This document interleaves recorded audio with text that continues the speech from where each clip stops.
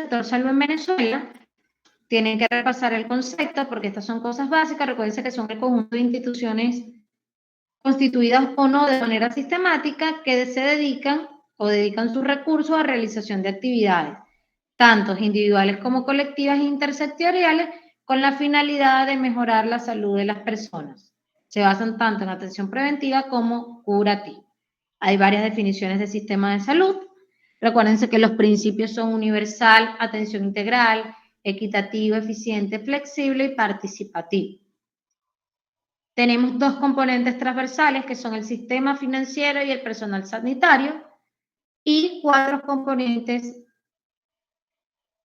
que también deben tomar en cuenta que son liderazgo y gobernanza, sistemas de información, servicios de salud, medicamentos, vacunas y tecnologías. Todos son necesarios para que un sistema de salud funcione de forma adecuada. Tenemos 3 funciones principales que son rectoría, financiamiento y la prestación del servicio. ¿Para qué viven? ¿Para qué existen? ¿Para qué fueron creados los sistemas de salud? ¿Cuál es la finalidad de los sistemas de salud o el objetivo principal? Es la prestación de servicios. Esa es la función más importante. Si un sistema de salud no brinda servicios, no es un sistema de salud. ¿Está claro eso? Sí. Sí. Ok. Sí. Me explico. Un sistema de salud puede funcionar sin rectoría, aunque es un desastre. Sin financiamiento puede medio funcionar hasta cierto punto, dependiendo del grado y si las comunidades lo autofinancian. Pero puedes tener la rectoría, puedes tener el financiamiento, pero si no brindas el servicio no hay sistema de salud. Y tenemos 2 adicionales, que son el aseguramiento y la generación de recursos. El aseguramiento puede ser interpretado de 2 formas. Cuando hablamos en el ámbito privado, aseguramiento se refiere a la adquisición de seguros y pólizas, pero en el salud pública, el aseguramiento, hablamos de la capacidad de un sistema de salud de brindar cobertura a toda la población, de brindar y garantizar ese acceso a todos. Entonces, la rectoría es el ejercicio, la gestión de las responsabilidades o competencias de las políticas públicas. ¿Quién ejerce el poder? ¿Quién manda? ¿Quién da las órdenes? ¿Quién es el que establece las prioridades y las acciones? Y la figura que ejerce normalmente es una autoridad sanitaria, que puede ser nacional, estatal o municipal. El financiamiento es dinero. ¿Quién paga? ¿Cómo paga? ¿Cómo se realizan esos pagos? Y además se entiende como la forma en que los ciudadanos de manera voluntaria o obligatoria contribuyen económicamente para cubrir estos gastos en salud. Entonces, ¿de qué depende el financiamiento? Del volumen de los fondos, que esto es netamente de naturaleza política, cada estado decide cuánto va a asignar, del origen de los fondos, que son las fuentes de financiamiento, la administración de los fondos que se realicen, el destino de los fondos finales, que normalmente son esos beneficiarios, que también se puede entender como cobertura. Entonces, el financiamiento no es solo un problema de origen de los fondos, sino de regulación y control de los mismos. La prestación de los servicios, que como les dije, es la función principal de todo sistema de salud, la razón de ser. Entonces, su objetivo fundamental es promover, mantener y restablecer la salud de todas las personas, como de la población en general. Cuando hablamos de prestación de servicios, existen 2 modelos. El tradicional, que tiene un enfoque individual, más curativo y hospitalocéntrico, y un enfoque emergente que está orientado hacia la promoción y la prevención de las enfermedades, basado en atención primaria de salud. Venezuela ha estado normalmente en el modelo tradicional, sin embargo, estamos tratando de cambiar al modelo emergente. Ha sido un cambio progresivo. Existen 3 niveles de atención. Entre el nivel de atención sea más bajo, mayor cantidad o número de centros de salud, pero menor complejidad. A medida que vamos ascendiendo, tenemos mayor complejidad, pero la cobertura disminuye. Y la coordinación tiene que ser transversal y vertical. Entonces, es muy importante la organización de los sistemas de salud. Para eso se toman en cuenta 3 aspectos clave, que son la gobernanza, los modelos y el financiamiento. La gobernanza de un sistema se refiere a las complejas relaciones entre los actores del sistema y la capacidad para responder los desafíos que se presentan. Entonces, tenemos una gobernanza racionalista y una gobernanza en red, que se comparan con el sistema o el modelo que hablamos tradicional y el sistema emergente. Y el sistema emergente. Entonces, tenemos 3 figuras del Estado, que son el Estado como propietario o operador, el Estado como guardián y el mixto, que es la combinación del anterior. Según el origen del financiamiento, pueden ser impuestos, y existen una gran cantidad de impuestos, como son el impuesto sobre la renta, el IVA, el impuesto de compra y venta, de exportación, el impuesto de sanidad y el impuesto, por ejemplo, sobre el tabaco. O pueden ser mediante aportes o contribuciones sociales. Estos aportes o contribuciones sociales también son denominadas cotizaciones. Las cotizaciones pueden ser de una o varias personas, es decir, de los empleados o trabajadores, de los empleadores y del Estado. Y estas contribuciones se hacen normalmente sociales, si son por los que la acabo de mencionar, o privadas, que se realizan mediante seguros o pólizas o el pago directo de cada una de las personas. Entonces, solo a modo de repaso, recuerden que el sistema de BISMAT es un sistema basado en la seguridad social que brinda entonces servicio o cobertura a los empleados, trabajadores y familiares bajo ciertas características. El Estado en este caso es guardián y la gobernanza y el financiamiento es mediante contribuciones o aportes sociales. En el modelo del Sistema Nacional de Salud o un sistema público de salud, el financiamiento es a través de tributos o impuestos, el Estado es el propietario o operador y la cobertura es universal. Es decir, permite el ingreso o beneficia a las personas sin capacidad de pago. Cuando hablamos del sistema de salud privado, también libre mercado liberal, se hace mediante contribuciones privadas, que pueden ser seguros, pólizas, pago directo. El Estado también es guardián, pero la cobertura se limita a aquellas personas que tengan capacidad de pago. Entonces, aquí tenemos 2 observaciones, que tenemos las instituciones con fines de lucro y las instituciones sin fines de lucro.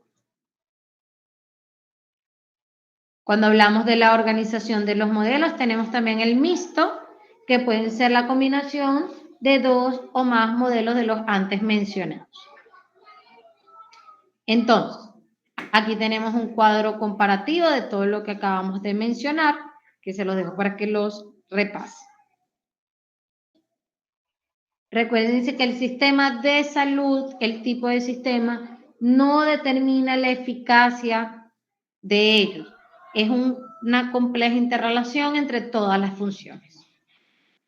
Le dejo varios ejemplos de varios países, esto no va para el examen, es solo a modo de información general.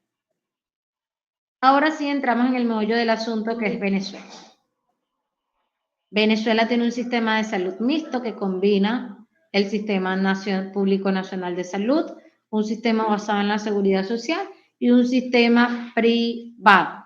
Por ende, el financiamiento también es mixto, dado por impuestos, contribuciones sociales y contribuciones privadas. Y la cobertura es mixta también. Recuérdense que en 1936 se creó el Ministerio de Sanidad y Asistencia Social, actualmente conocido como Ministerio del Poder Popular para la Salud. Entonces, el sector salud es un conjunto de valores, normas, instituciones y actores que desarrollan actividades de promoción, distribución, consumo de bienes y servicios, cuyo objetivo principal o exclusivo son proteger y promover la salud de los individuos o grupos de población. ¿Cómo está organizado aquí el sistema de salud en Venezuela? Tenemos un sector privado que se divide con fines de lucro o sin fines de lucro.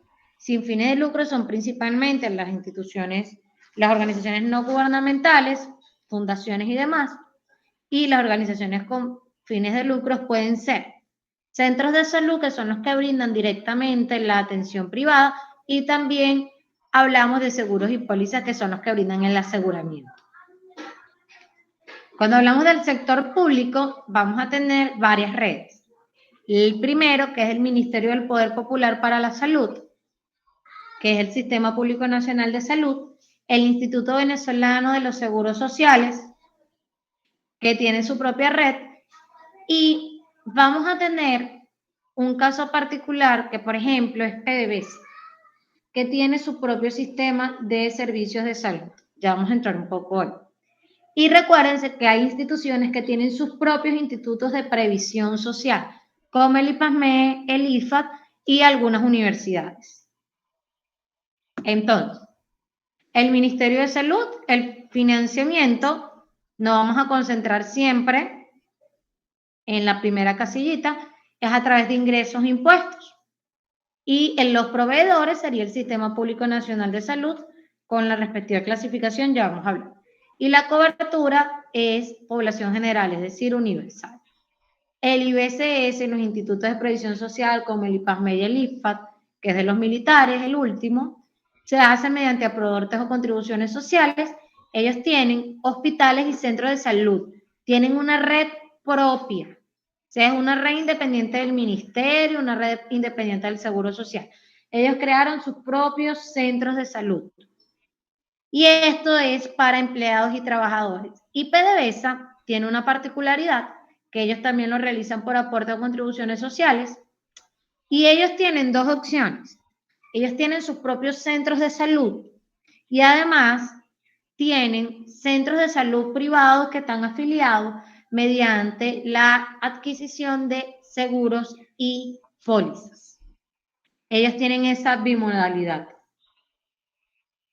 Ahora, el sector privado se puede acceder de dos formas. La forma de acceso más común son directamente los usuarios. Estos usuarios realizan contribuciones privadas que pueden ser de dos tipos: a empresas mediante la adquisición de seguros o pólizas, o pueden pagar directamente, como cuando vas al laboratorio y pagas y ya. Entonces, acceden a una serie de centros de salud privados que pueden ser con fines de lucro o sin fines de lucro. Y entonces la cobertura se limita a los usuarios con capacidad de pago. Sin embargo, las instituciones públicas o privadas también pueden acceder al sector privado. ¿Cómo logran este acceso? A través de contribuciones sociales o contribuciones privadas. Me explico. Hay trabajos donde parte de lo que cobran quitan un porcentaje y eso se convierte en contribuciones sociales, y con eso adquieren las pólizas. O le pueden ofrecer directamente al trabajador que adquiere un seguro con ciertos beneficios. Por ejemplo, es muy común que a los trabajadores del Ministerio de Salud les ofrezcan un servicio de previsión funeraria. Entonces te dicen, mira, estamos ofreciendo este seguro con estos beneficios y se te va a descontar tanto del sueldo. Y entonces eso te da acceso a centros de salud privados. ¿Y quiénes acceden? Los empleados, los trabajadores y los familiares bajo ciertas características. ¿Hasta aquí vamos bien?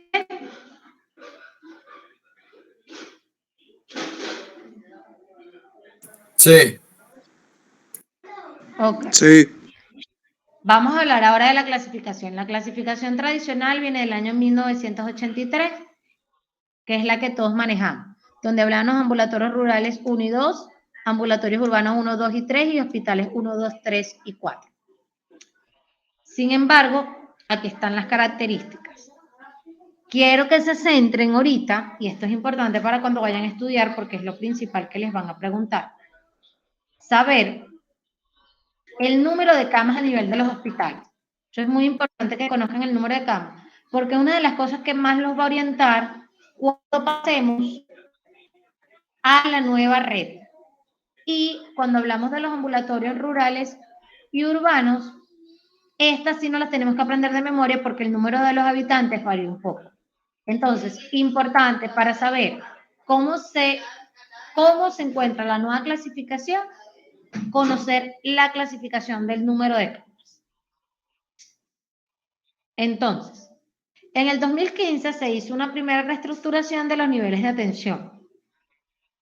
Los ambulatorios rurales tipo 1 ahora son consultorios populares tipo 1. Aquí le puse la descripción. Consultorios populares tipo 1 antes se denominaba AR tipo 1, es decir, ambulatorios rurales tipo 2. Los consultorios populares tipo 2 antes se denominaban ambulatorios rurales tipo 2 y los consultorios populares tipo 3 se denominaban ambulatorios urbanos, ahora antes se denominaban ambulatorios urbanos tipo 1. Se incluyeron los centros odontológicos, las ópticas, los CDI y los CRI. Entonces, tenemos consultorios populares tipo 1, eran los rurales tipo 1. Los rurales tipo 2 ahora son consultorios populares tipo 2 y los urbanos tipo 1 ahora son consultorios populares tipo 3. En cuanto a las redes especializadas, aunque la Gaceta Oficial no lo menciona, los urbanos tipo 2 pasaron a ser clínicas populares tipo 1 y los urbanos tipo 3 pasaron a ser clínicas populares tipo 2. También se crean aquellas clínicas especializadas, los centros CREAS, que son para apoyo diagnóstico. Y por supuesto, la red hospitalaria se conforma de la siguiente forma: hospitales generales y hospitales especializados. Entonces, los hospitales generales se dividen en general nacional, general estatal, regional, general regional. Ok. La red hospitalaria se suele clasificar en hospitales generales, nacionales, estatales, regionales y municipales. Esto porque pasa a hablar de cobertura geográfica. Y los especializados en nacional, estatal y municipal. Aquí tenemos otra vez la clasificación y vean que aquí el número de habitantes no va a coincidir a 100% con lo que manejábamos anteriormente. ¿Por qué? Porque ahora esto se basa también en la cantidad de familias. Y en cuanto a los consultorios odontológicos, se basa en la cantidad de número de consultorios populares y las ópticas populares lo determina el ministerio, según la necesidad poblacional. Esto pasa lo mismo con los CDI y los CRI, que el número lo determina el ministerio.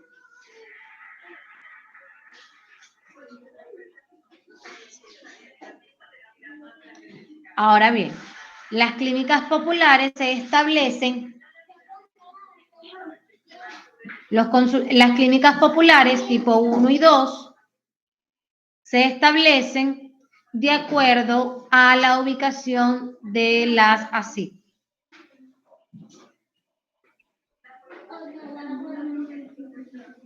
Ahora bien, vamos a hablar un poquito de los hospitales. Recuérdense que los hospitales tipo 1 tenían también una clasificación en cuanto al número de camas de 20 a 60 y ahora entonces estos hospitales son hospitales municipales.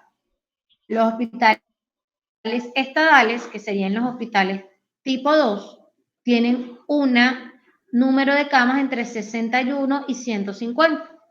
Y ellos nos especifican los hospitales tipo 3 y 4, pero nosotros podemos establecer que va igual que el anterior, entre 150 y 300 los regionales y un hospital nacional mayor a 300.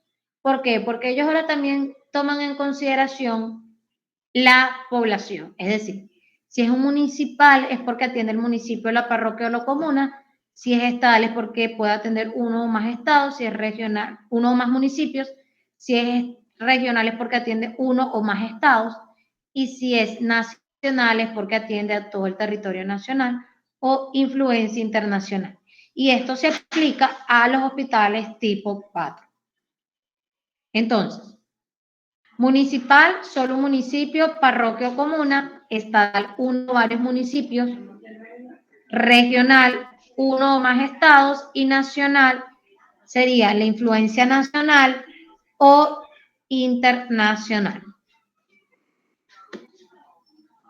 Cuando hablamos de los hospitales especializados, solo vamos a tener estadal, regional y nacional. O lo que sería uno o más municipios, regional serían varios estados y nacional sería todo el territorio nacional o influencia internacional. Y aquí volvemos otra vez con el tema de números de las capas. Por supuesto, además de la influencia, tiene que tener el tema de las especialidades y subespecialidades que brinda. Muchas gracias. ¿Alguna pregunta sobre este tema? Profe, que es como lo más preguntable aquí, o sea, la distribución de cómo se establecen ahora, que si los ambulatorios y todo esto, o más lo Sí, anterior mire, eso del es muy estado preguntable guardián. porque yo necesito que ustedes sepan Ajá. un ambulatorio rural ahora cómo se denomina, un ambulatorio urbano ahora cómo se denomina. Y que sepan que, por ejemplo, que el Vargas, que es un hospital tipo 4, ahora es un hospital general. Nacional. Exacto. Que el Pérez Carreño, que también es un hospital tipo 4, y el Domingo Luciani ahora son hospitales generales nacionales.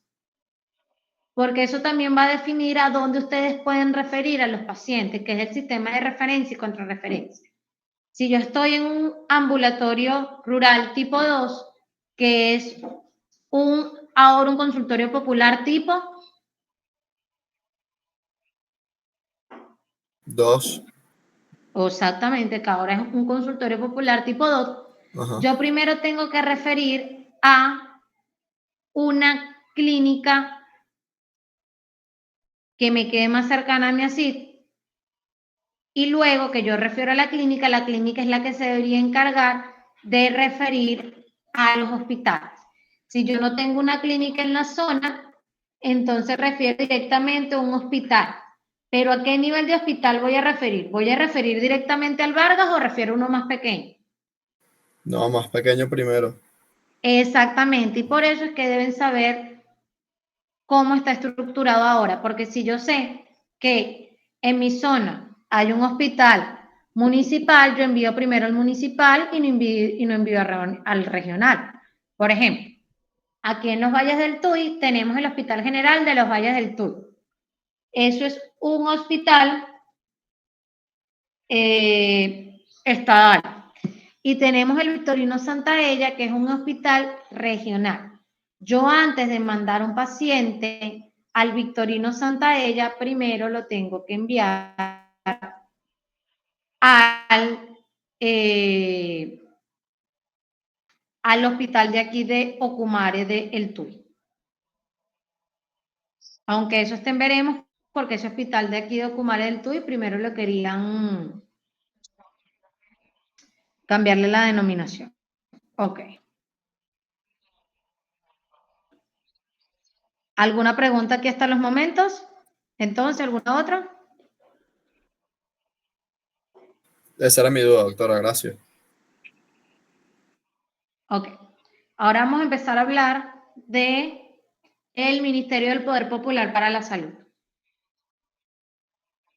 Bueno, y muy importante es que se sepan cada una de las instituciones, si es Seguro Social, cuál es el financiamiento, que como ven lo repetimos mucho en las láminas, cuál es la cobertura y cuál es el modelo del sistema. Eso es muy importante que también lo manejen, porque ese es el día a día de nosotros aquí en Venezuela.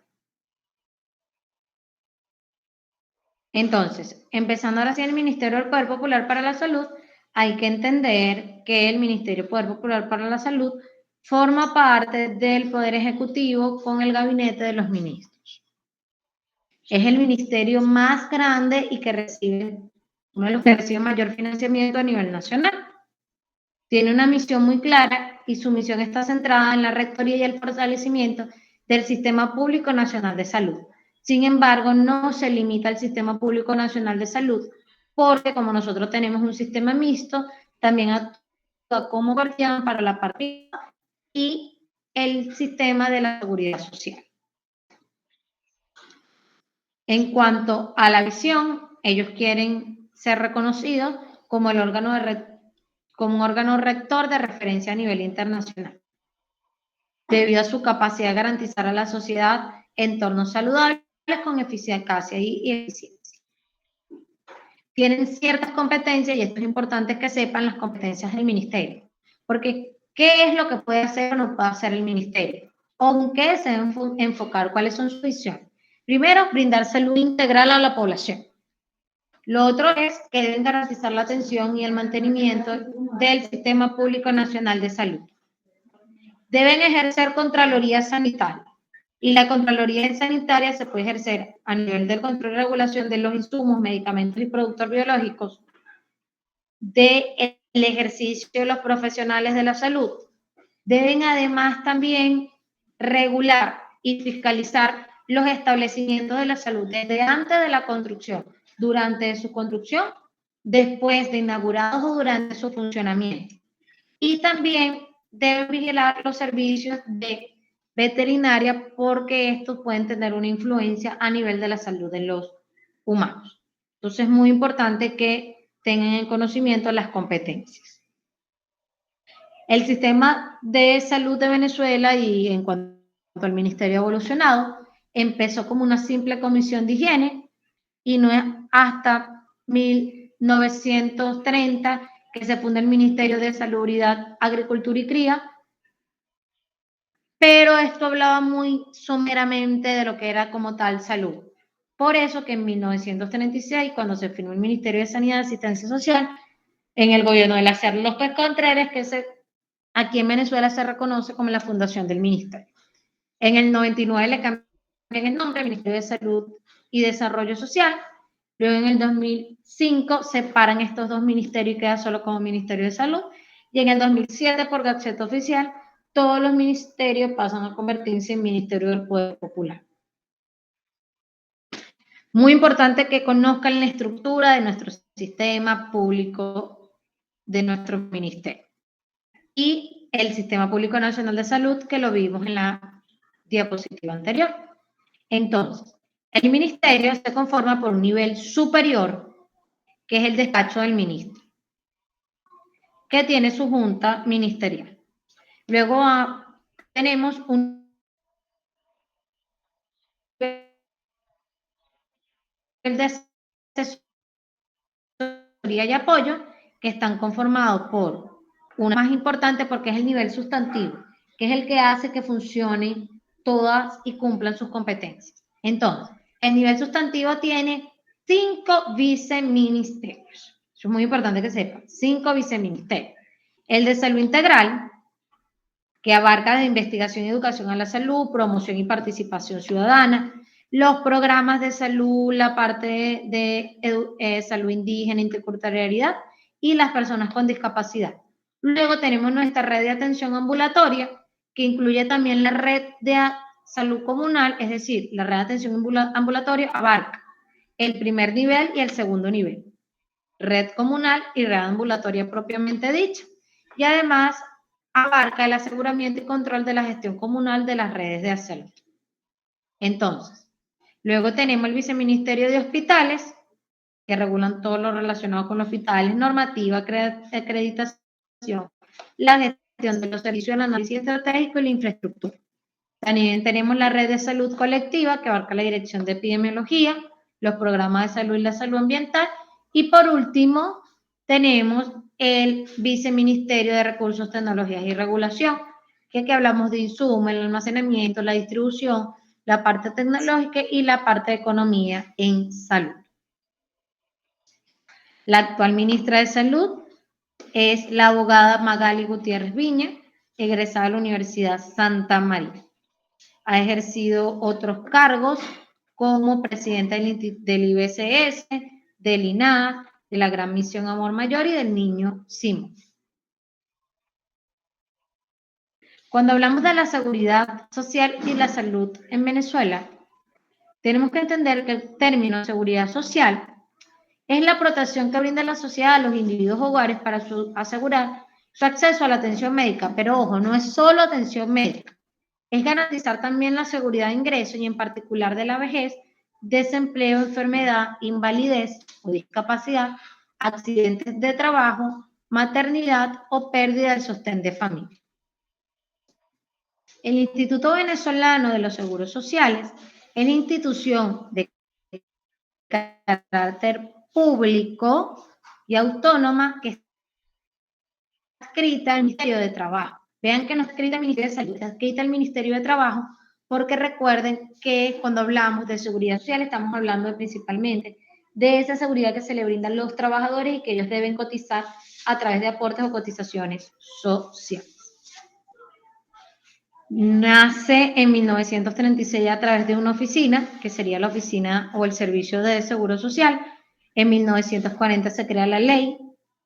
En 1944 se crea el reglamento de la ley de seguridad social y el Instituto Venezolano de los Seguros Sociales.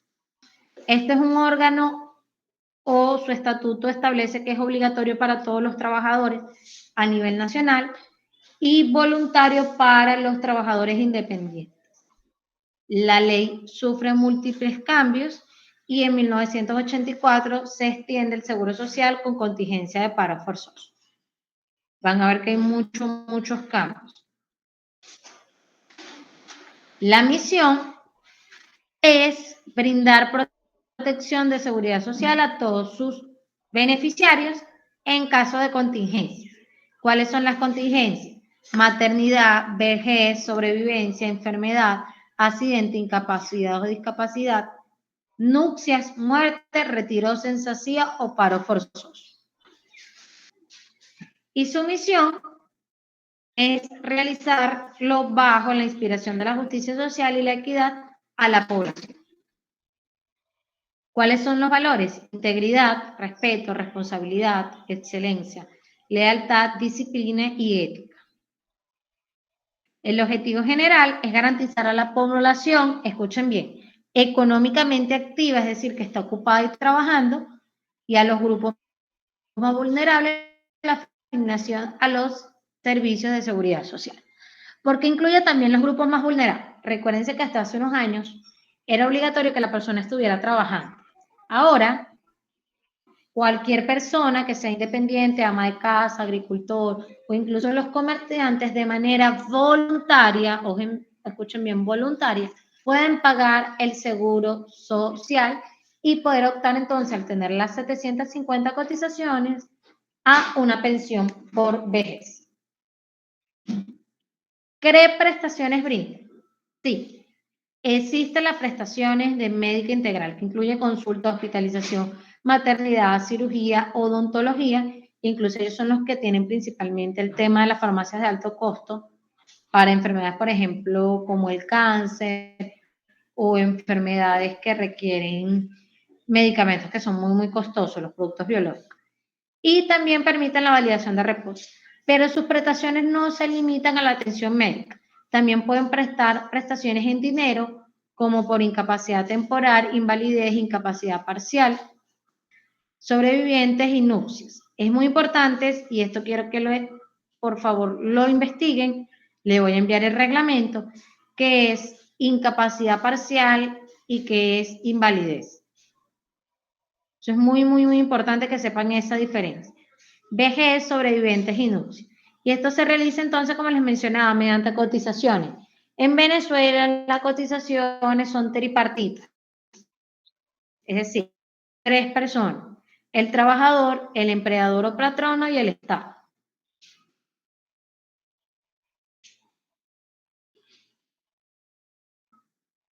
Y recordar que el sector salud es ese conjunto de valores, normas, instituciones y actores que desarrollan actividades para la producción y consumo de bienes y servicios. Muchas gracias. ¿Preguntas sobre este tema?